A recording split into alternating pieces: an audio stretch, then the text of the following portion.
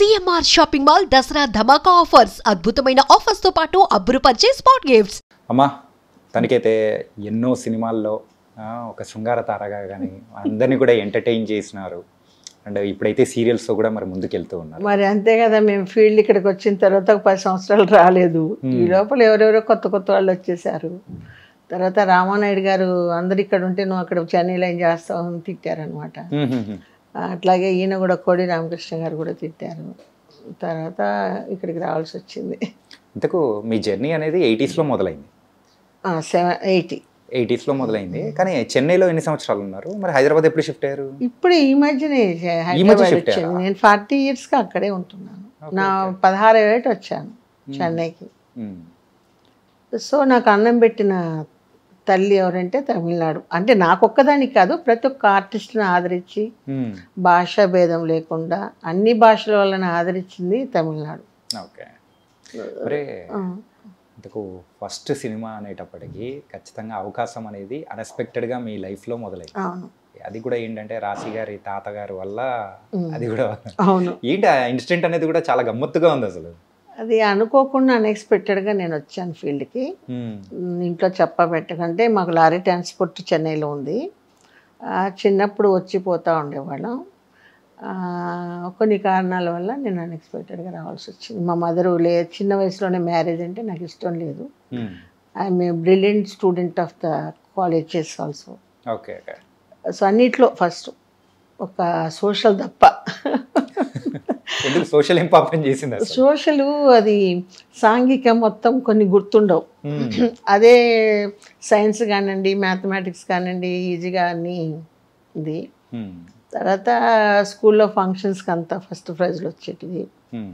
అట్లా డ్యాన్సు, తర్వాత కుట్టు మిషను అన్నీ ఒకటని కాదు, అన్నీ మా అమ్మ నేర్పించారు. సో హిందీ ప్రాథమిక మధ్యమ పాస్. అలా నా జర్నీ లాచింది. ఏదమ్మా మొదటి సినిమా ఏంటమ్మా? యాక్చువల్గా మొదటి సినిమా మనుషులు చేసిన దొంగలు.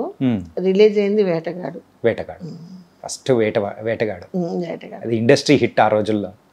ఫస్ట్ అదే నా మూగి పిల్ల క్యారెక్టరు. టీ తోటలో ఎస్టేట్లో పనిచేసుకునే అమ్మాయి. వీళ్ళు వచ్చి రేప్ చేసేసి నీళ్ళలో ముసలికి వేసి చంపేస్తారు. సత్యనారాయణ గారు. ఇంతకు మరి ఫస్ట్ యాక్ట్ చేసిందేమో ఒకటి, కాకపోతే మరి వేటగాడులో ఈ అవకాశం, ఈ జర్నీ కానీ. ఈ జర్నీ అంటే అప్పుడు బాగా సన్నగా అందంగా ఉండేదాన్ని. అంటే చెప్పుకోకూడదు మా అందం గురించి. సో ఇంకా వచ్చేసాము ఫీల్డ్కు అనేసి దీంతో రామారావు గారు అప్పుడే చెప్పారు, ఈ సినిమాతో వెళ్ళి ఇంటికి వెళ్ళి చదువుకో. ఎందుకంటే రాయలసీమ ఈ వరద బాధ్యతలకు వచ్చారు వీళ్ళందరూ. జమున గారు, కృష్ణ కుమార్ గారు, రామారావు గారు. అప్పుడు నాకు ఒక 10 years ఉంటాయి. బాగా పేరున్న వాళ్ళు మా ఫ్యామిలీ. సో ఫస్ట్ నా చేత నోట్ల మాల వేయించారు మా నాన్నగారు ఇంత పాప అప్పుడు. సో అప్పుడు అలా పరిచయం అయింది. తర్వాత మళ్ళీ పి పుల్లయ్య గారు బామర్ది గారు ఉన్నారు కదా, వెంకటేష్, శాంతకుమారి, నాన్నగారు అంతా ఫ్రెండ్స్ కాబట్టి ఎప్పుడైనా సరదాగా వచ్చేవాళ్ళం చెన్నైకి. మా లారీ ట్రాన్స్పోర్ట్ టికెట్ ఉంది కదా అనేసి. ఓ రోజు ఏదో సినిమా షూటింగ్ దగ్గరికి చూడాలని చెప్తే సాంగ్ జరుగుతుంది. అట్లా ఇంకా సరే అని చెప్పేసి కొన్ని కారణాల వల్ల not interested of the field. ఇక్కడికి వచ్చిన తర్వాత భగవంతుడు మరి కృప ఇచ్చాడు. సో ఏకతాటిగా ఒక 5 languagesలో మంచి. కానీ ఇట్లా వేటగాడు సినిమాలో ఆ క్యారెక్టర్ చేసిన తర్వాత అది రాసి వాళ్ళ తాతగారు. ఎందుకంటే రాసి తాతగారు వచ్చి జూనియర్ ఆర్టిస్ట్ సప్లైరు. ఓకే. వాళ్ళకు ఒక ఇంపార్టెంట్ క్యారెక్టర్ కావాలి. సో ఆయన లేదమ్మా నువ్వు చేస్తే బాగుంటుంది సినిమాలని ఆయన సూర్యనారాయణ గారు చూపించారనమాట. చూపిస్తే వెంటనే వీళ్ళు సెలెక్ట్ చేశారు, రాఘవేంద్రరావు గారు. ఓకే. అట్లా.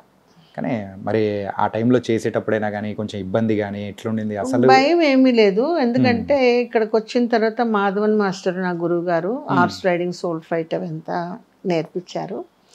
తర్వాత Hema Malini dance master, Vyjayanthimala dance master, నాకు మాస్టరు కృష్ణకుమార్ దార్వార్ అని.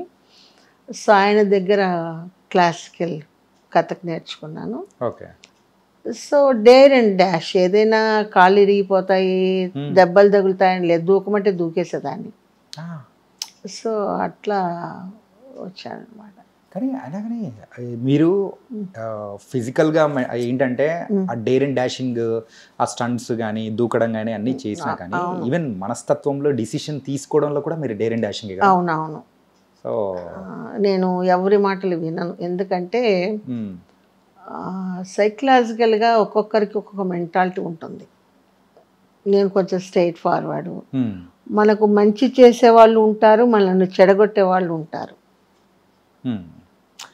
సో దానివల్ల నేను మంచి తీసుకుంటాను, చెడైతే దూరంగా ఉంటాను. ఓకే, నాకు తెలిసిపోతుంది. అది కూడా ఎలా తెలిసిపోతుంది అంటే మెడిటేషన్లో బాగా ఉన్నాం కాబట్టి. ఓకే, మేము సన్నును చూసి మెడిటేషన్ గురువు గారి దగ్గర ఇచ్చేసాం కాబట్టి ఇప్పుడు స్కాన్ ఆగ్నేయ చక్రలో మీ పేస్ట్ స్కాన్ చేస్తే మీ యాక్టివిటీస్ మాకు తెలిసిపోతాయి. అంటే ఇప్పుడు నేను ఎదురు కూర్చున్నాను, నా దగ్గర స్కాన్ చేసేసారా? చేయలేదు. అంటే అంత గొప్ప ఏం కాదు, అది కంటిన్యూగా ప్రాక్టీస్ ఉంటే వచ్చేది. మధ్యలో గ్యాప్, షూటింగ్స్, దానివల్ల కొంచెం. అంటే అప్పుడు ఆ వేటగాడు సినిమాతో మీకంటూ మంచి అద్భుతమైన పాత్రతో ఒక గుర్తింపు అనేది కూడా వచ్చింది. సినిమా కూడా అద్భుతమైన హిట్ అయింది. దెన్ ఆ తర్వాత జర్నీ అనేది కూడా, ఆ జర్నీ ఏమైందంటే ఆటోమేటిక్గా త్రిమూర్తి ప్రొడక్షన్స్ డూండి వాళ్ళది ఉండేది. సో టక్ టక్ టక్ టక్ సినిమాలు వచ్చేసాయి. ఒక రోజు 3 షిఫ్టింగ్లు కూడా, 3 షిఫ్టింగ్లు కూడా చేశాను నేను. ఎందుకంటే అప్పుడు ఆర్టిస్టులు ఎవరున్నారు, నేను సిల్క్ స్మిత, ముచ్చెర్లన్న ఒకసారి వచ్చాము. పాత వాళ్ళంతా ఇది, కొత్త వాళ్ళు వచ్చారు కాబట్టి ప్రతి ఒక్క దానికి మేము నలుగురం, నేను లేకపోతే చంద్రలేఖ చేసేది, నేను బిజీగా ఉంటే. అట్లా మాలో సర్కిల్ తిరిగేది. మేము నలుగురమే. ఇప్పుడు ఈ గయాలి క్యారెక్టర్ కానివ్వండి, కామెడీ కానివ్వండి, వ్యాంప్ కానీ. విజయబాబు నాయుడు గారు వచ్చి, నువ్వు ఒకే దీనికి వేస్తే బాగుండదు, ఒక క్యారెక్టర్ ఆర్టిస్ట్గా ఉంటే ఏ క్యారెక్టర్కైనా పనికొస్తావు, వ్యాంప్ అయితే వ్యాంప్కి ముద్ర పడుతుందని నన్ను మార్చారు. పెద్ద బొట్టు పెట్టేసి, బొట్టు కాటుకలు కొన్ని క్యారెక్టర్స్ మంచి తగిలాయి. ఒక 2 సీన్స్ అయినా there is a super duper hit pictures. Scope ఉన్నది, మంచి స్కోప్ ఉన్నట్టు. అది తర్వాత మాదల రంగారావు గారుతో ఆ బుర్రకథ హైలైట్ అయిపోయేసి దాంతో ఒక మంచి పేరు వచ్చింది. రేపటి పౌరులు అవన్నీ మంచి సినిమాలు, అరుణ కిరణం, చాలా హిట్ పిక్చర్స్ అన్ని. ఈ లోపల టి కృష్ణ గారు డైరెక్టర్ రావడం, మాదల రంగారావు, ముత్యాల సుబ్బయ్య అందరినీ ఇచ్చేయడం. సో అట్లా అట్లా అట్లా అట్లా నా జర్నీ. కానీ ఆ స్టార్టింగ్ ఆఫ్ ద కెరియర్లో మీకు బాగా సంతృప్తినిచ్చిన క్యారెక్టర్ అయినా కానీ సినిమా అంటే టర్నింగ్ పాయింట్ లాంటిది యువతరం కదిలింది. రేపటి పౌరులు. అదే ముఖ్యంగా ఇప్పటికీ మీరు గుర్తుపెట్టుకొని చెప్తున్నారంటే ఎంత గుర్తుంటే, నేను యాక్ట్ చేసిన పిక్చర్స్ అన్నీ నాకు గుర్తుంటాయి. నాకు ఒక్కొక్కరి దగ్గర ఒక్కొక్కరి అనుభవాలు నేర్పించారు. ఫీల్డ్ అంటే మాకు తెలియదు. అక్కినేని నాగేశ్వరరావు గారు దగ్గర కొన్ని సూచనలు నేర్చుకున్నాం. అట్లాగే శివాజీ గణేషన్ గారు ఎక్కడ పోయినా ఏ వదురు పెర్స్ అనేవాడు. అంటే లిప్పు పెద్దది కాబట్టి ఆ నిక్కినేమితో వదురు పెర్స్ అంటే పెదుము లావు అని అర్థం తమిళ్లో. ఏ గొల్టీ, తెలుగు కదా మాది, తమిళ్ రాదు కాబట్టి కొంచెం అసలాంగా గొల్టీ అనేవాడు. నన్ను గొల్టీ అంటున్నారని ఏడిస్తే తర్వాత మీనింగ్ చెప్పాడు. గొల్టీ అంటే TULUGU తిప్పు అన్నాడు. అది అర్థం, తెలుగును గొల్టీ అంటామని చెప్పారు. కానీ అమ్మా, ఈ కైండ్ ఆఫ్ పాత్రలు చేస్తూ ఉన్న టైంలలో కానీ ఏంటంటే కొంచెం లిమిట్ అనేది కూడా కొంచెం డిఫరెంట్ ఉంటుంది. అంటే ఇప్పుడంటే జనరేషన్ వేరు, కానీ ఆ రోజుల్లో అక్కడ స్క్రీన్ మీద చూసేటప్పుడు ప్రేక్షకుల్ని అలరించడం కోసం మీరు అక్కడ ఎంత కష్టపడ్డారో అర్థమవుతుంటుంది. కానీ ఆ షూటింగ్ లొకేషన్లో అలాంటి శృంగార పాత్రలు చేయడం అనేది కూడా పెద్ద టాస్క్ కదా. కానీ అది నాకేంటో తెలియదు, డైరెక్టర్ లేదు చెప్తే.